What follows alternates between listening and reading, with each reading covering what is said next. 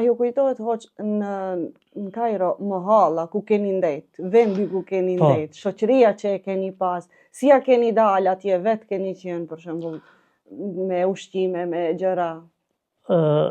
Këtu e fituam bursën, kishte atë vit 5 bursa për student nga ish Jugoslllavia.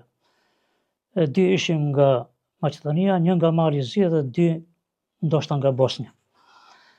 Pasi që fituam bursën për Universitetin Al Azhar, atëherë kishim drejtën e banimit në konvikt.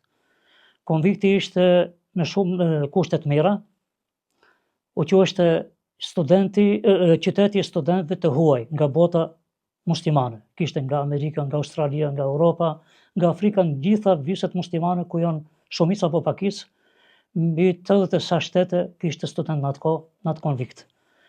Çdo kush e kishim dhomën tonë,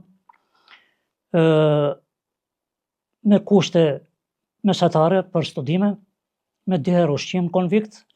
Fakultetin e kishim 4-5 kilometra më larg nga konvikti, shkonim me autobus lokal, ndonjëherë edhe në kam.